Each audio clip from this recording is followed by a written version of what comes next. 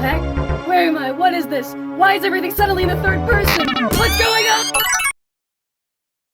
Well, this isn't the kind of content I usually post, but I have a mic sitting here, and I have a theory.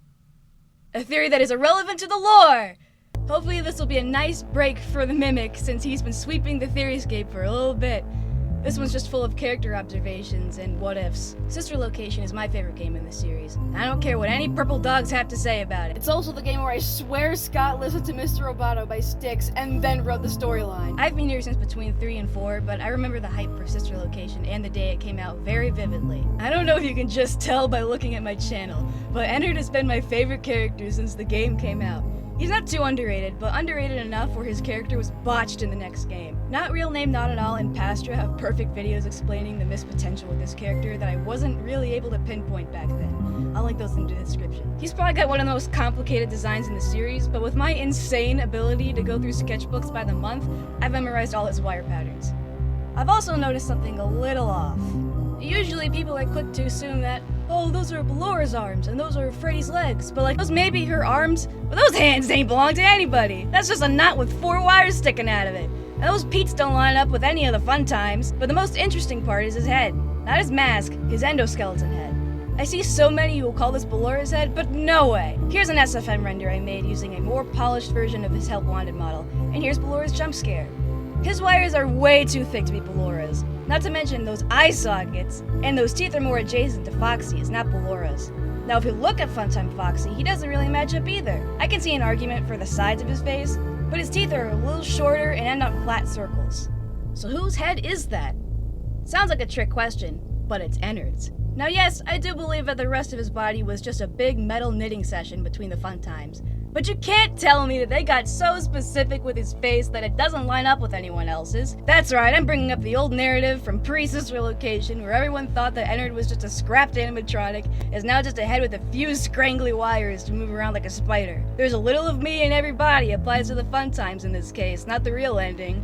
Ah, the good old days. But like really, have you ever stopped to wonder why his mask fits so perfectly on his face? Adhd has 3 blue eyes on his head, but 2 where eyes should be. He has 1 eye for each of the fun times, which means Freddy's is the one that's dangling at the side. The only exception to this is Bellora, since that eyeball on his torso is bonbons. So I assume that he's just saving Bellora's eyes somewhere within that mass for when he gets his human, because they're human-sized eyes. Okay, so where would his head be when we're playing the game? Wherever Funtime Chica was, or shoved in a drawer or something? I don't know. It's in one of the filing cabinets in he's shoved in a drawer in the primary control room. Let me out. So if that is his own head, then what level of sentience does he have? Okay, this is where the headcanons come in.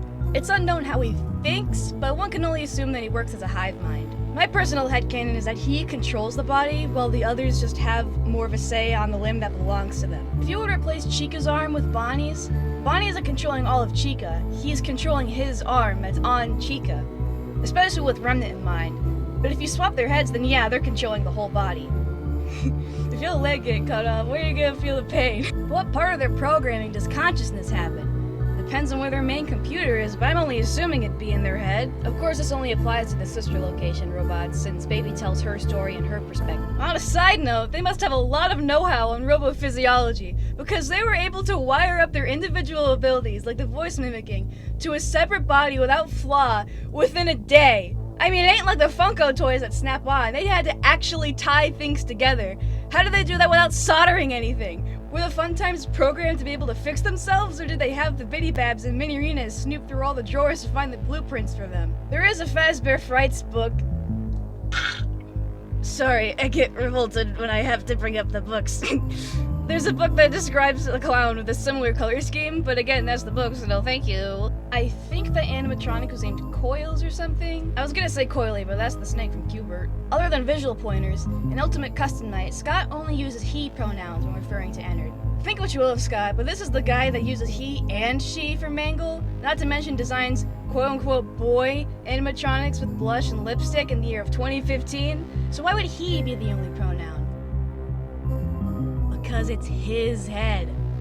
This would mean that all unpossessed animatronics have their conscious wired to a motherboard somewhere in their noggin. They're just a piece of plastic with transistors and diodes and resistors and whatever melted into it at their core.